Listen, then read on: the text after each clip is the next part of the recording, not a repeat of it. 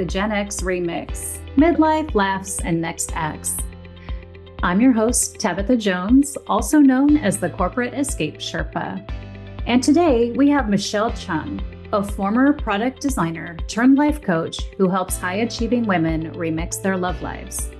After her marriage ended, Michelle embarked on a global journey, discovering herself and realizing that love isn't about luck. It's about authenticity and self-awareness. Have you ever wondered if you're blocking your own happiness or felt frustrated trying to find meaningful love later in life? Well, Michelle's story and insights will show you exactly how to break old patterns and remix your path to finding true love. So let's dive in. All right, welcome, Michelle. Thank you for joining us on the Gen X Remix. How's your day going? Thank you so much. I'm so excited to be here. It's amazing. Like we just said, I'm in Sydney, so I'm from the future and I'm in a different time zone. Way different. I'm in California, so we're just getting ready to end our workday here as you're just getting in the swing of yours. Pretty much. So good. All right. Well, I always start my show by asking my guests to share their remix story. So I'm going to give you the stage. What is your story? Absolutely. Thank you so much, Tabatha. Basically, I got divorced in my early 30s and was, never dating before. So my story is about love and finding love again in your later years, in your best years of your life. So, I was single for 5 years and I was just, trying to date because I didn't know how to do it, and was getting on all those apps as you do because it seems like the easiest, most convenient, fastest way. Did not find my Prince Charming there. Ended up traveling and traveled for 12 cities in 12 months and really grew and really, discovered myself as a woman. And in that time, I was kind of looking for somebody, but wasn't able to find the right guy. And I was just scratching my brain thinking, like, how do people meet, their partner? Because I've done it before. Surely I can do it again. So I guess that, my remix story is like trying to find love in my later years and what that really entails, because as an older woman, a mature woman, you kind of know yourself a bit better and you're not going to put up with a lot of stuff that you might have done in your earlier years. So, a lot of us might have been accused of being too picky, right? But you really want to be with someone who really gets you, who's on your level emotionally, mentally, physically, because a lot of men, our age don't tend to look after themselves, and financially as well, especially if you're doing well in your career, you're an A-type, high achieving woman, and you've spent your better years focusing on your career and getting yourself to a good level. So I was kind of similar in that situation where, I don't want to just settle with anyone. I left my marriage because of not having alignment in our values. And I was very ambitious and wanted to travel and do all this amazing stuff. So I guess that's my remix story of like how I found my partner, how I manifested or I made real meeting my partner without dating and without doing all those usual things. Oh, got a lot of questions about that. I've got friends on the single side who I have helped set up profiles. I'm like, seriously, I have no clue what I'm doing. But if I could coach people, especially men, on setting up their profiles, I think I would be making money till forever. Absolutely. There's a huge need out there. Oh my gosh, so much. Well, tell me a little bit about, I'm curious about your kind of non-traditional means of meeting somebody. So I hear manifesting. Tell me a little bit about that story and how you met that person. Absolutely. Thank you. Basically, I was dating and I actually moved to Barcelona, Spain, and I'd just come back to Sydney now.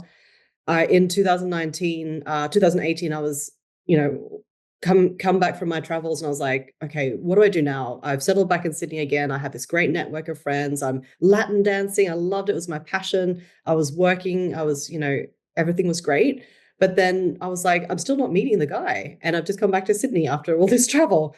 So someone had said, oh, there's a digital nomad visa available for foreigners in Spain. And I was like, okay, well, I'll just remote work like I had been doing.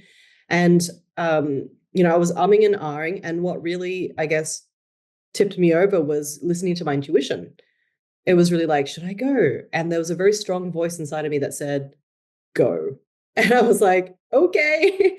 So I'm kind of good like that. I kind of just follow. And people might say it's courageous and like brave to Yeah. just go to somewhere where you don't speak the language. And I didn't know anyone and didn't have a network. But for me, it was just like, this is just the next part of my journey. So I end up moving there 2019, pre-COVID, and I was dating, but the same, I wasn't meeting the right kind of guys. And it was actually during COVID that I really, snapped myself out of it. And I was like, what is going on?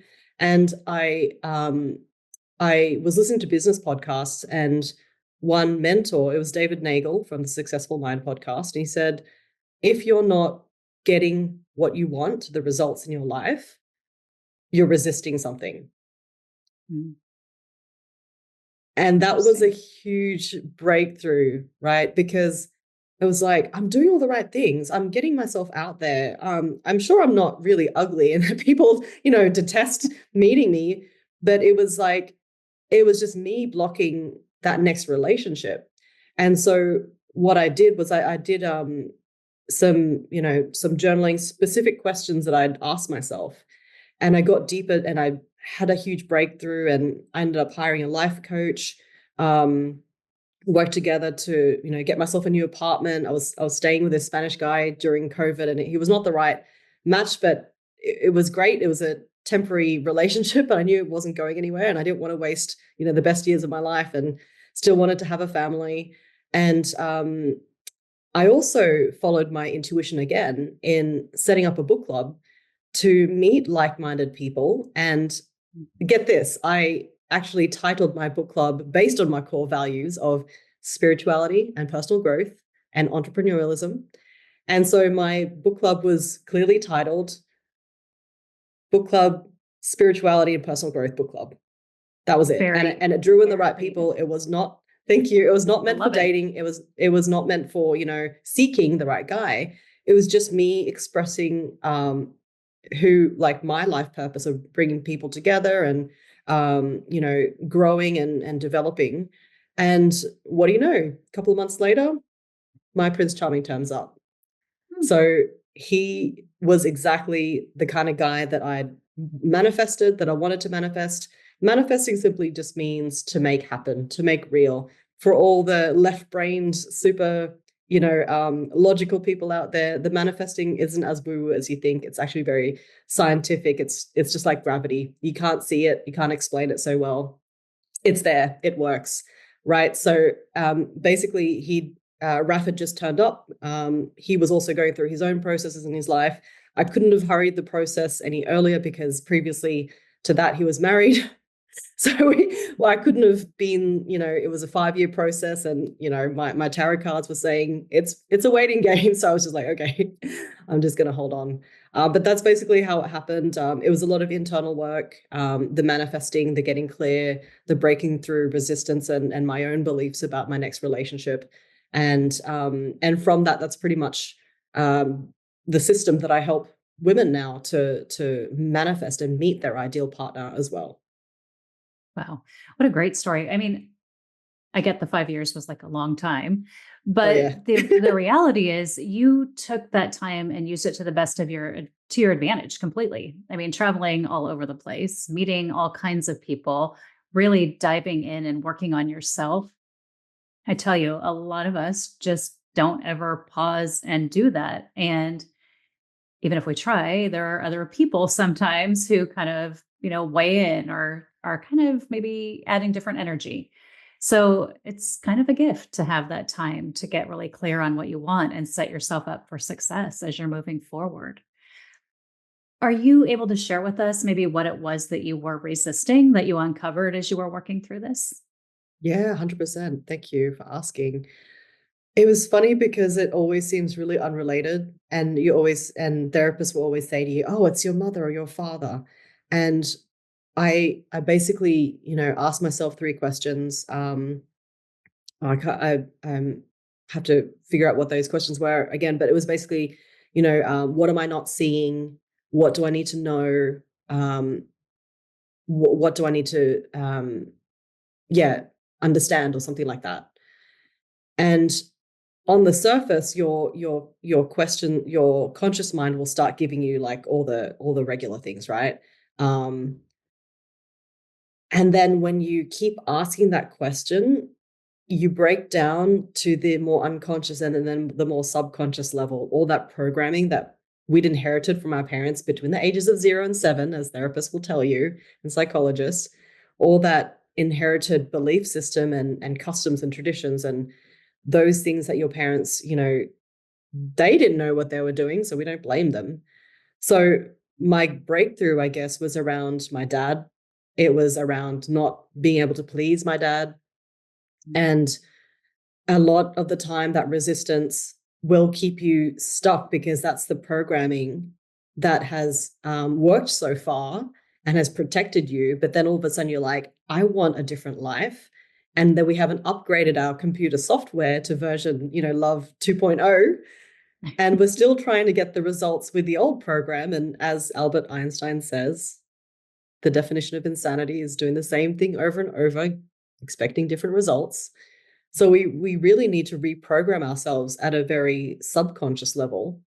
And that's what I ended up doing, from doing exercise like that and similar ones, which actually breaks through and starts to look at that program. It's pretty much like when you learn to drive a car. At first, it's a conscious thing that kind of you input into your mind, and then it becomes part of your automatic programming. You don't have to think, oh, what button do I press, or which step goes where. You kind of just do it, and then you end up at your destination. You go, I can't even remember driving down that freeway, right? So it's kind of like that. And that's kind of the first step. So I always say the first step is to release, and that's releasing that resistance. And there are exercises like that. There's hypnosis, there's Psych K, which I also do, that helps you break through that process. So my breakthrough was around dad, wasn't pleasing him. And from the surface level to where that breakthrough came, man, there was layers in between. But when you finally get that breakthrough, then you cry and you do all those things to release. So yeah. Yeah, I think that there's so much that's just buried in there that we don't recognize. And I mean, things were different when we were young, and there wasn't really therapy. There wasn't really any, it was kind of a stop crying and go take care of this. Like there was no emotion Yeah. processing. We just tucked it in and learned how to compartmentalize it. And then as we've grown up and the world has changed a bit into getting more into mental health and into more about feelings and past trauma and all those things, we've started digging and finding like, oh, that thing I thought never bothered me has been there all this time, like a lead weight, and I didn't even recognize it. So I love that you were able to do that work and get to where you wanted to be, where you needed to be, really. Yeah, 100%. Thank you. So when clients come to you, what's the solution they're seeking? Kind of what's going on? It's a great question, because on the surface, it's the what looks like the obvious part, right? I want to meet somebody. I want a partner to share my life with. And I just want to have the fullest life possible, because all other areas seem to be working. Your health is pretty good, or stable at least. Your career's on track. You're where you want to be. You feel financially stable. And the last thing is love. And that's normally what women come in for. But underlying that is really just to discover your true path and who you really are. I had one woman sign up just yesterday, and love was a nice to have. And I think us, like exactly what you said, us Gen X, Gen Y, not the millennials, because they've had everything at their fingertips, but we've had to do everything ourselves. So we're okay on our own. We've built a life as a successful single person, single woman. And you are very firm in the concept that you don't need a partner to complete you. You don't need somebody else to fulfill you. It would be nice to have. But underlying that, it's really more about opening up and knowing who you really are. Like people talk about authenticity, we talk about vulnerability, and a lot of the stuff starts to sound cliched, but because it's so true, and the cliches are often where the gold and the truth is.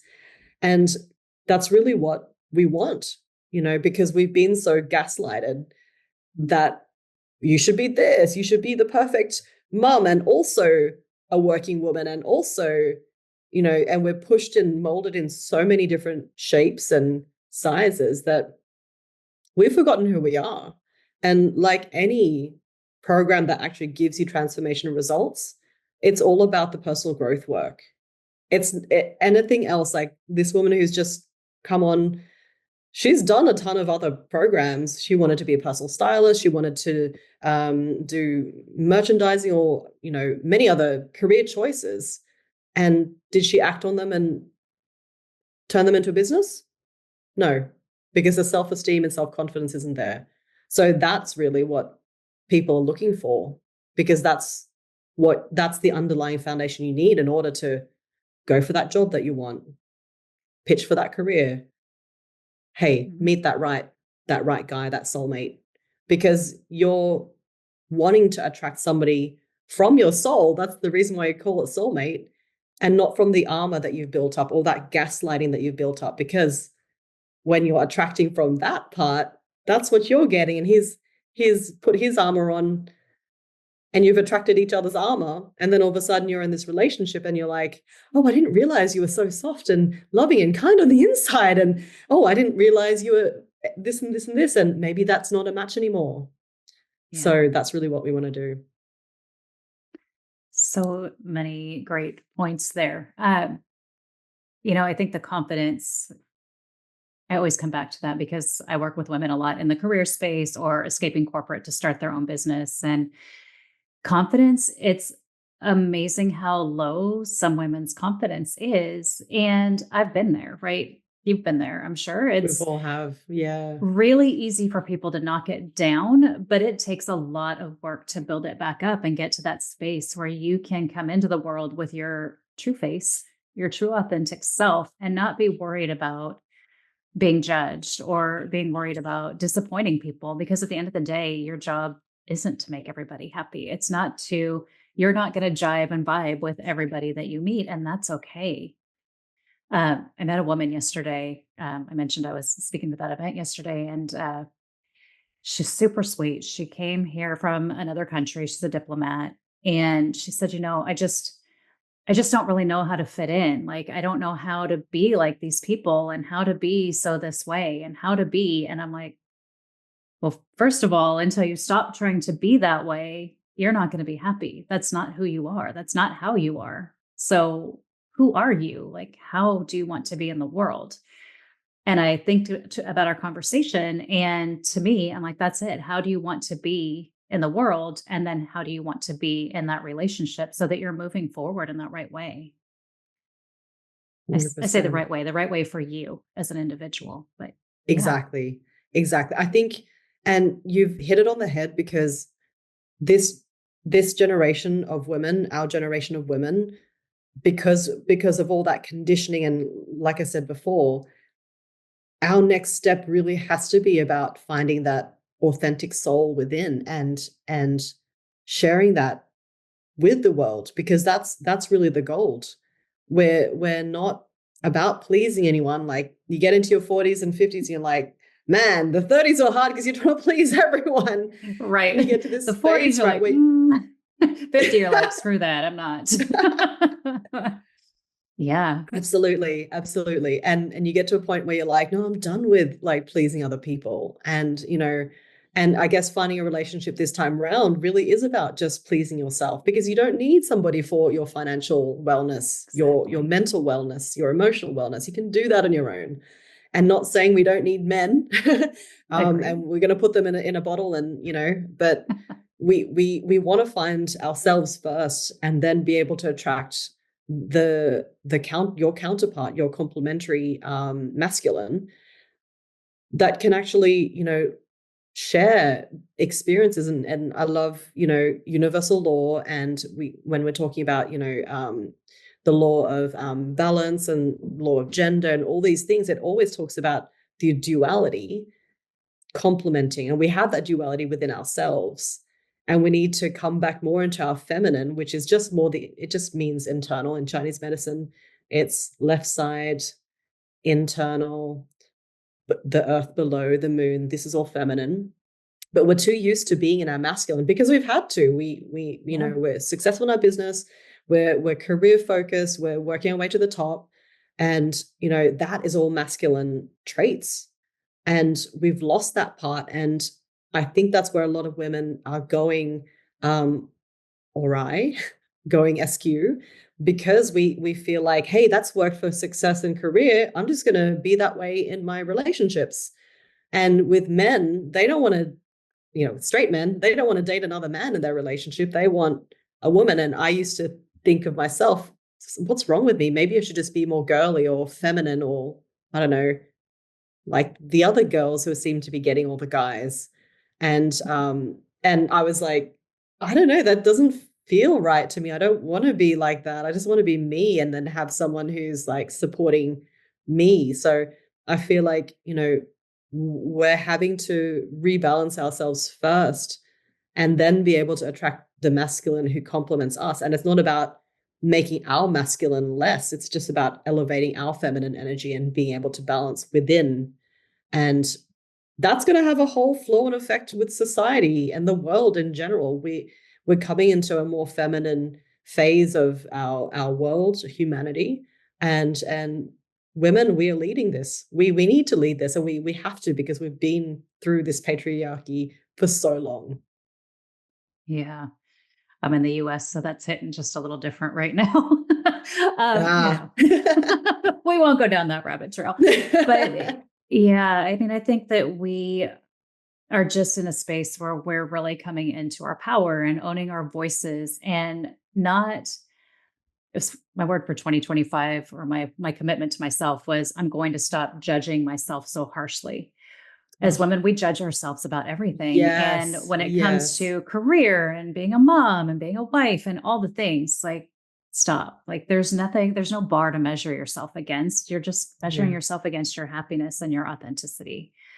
So good. So we'll stay on track with this conversation and not go the patriarchy topic again. Oh yeah.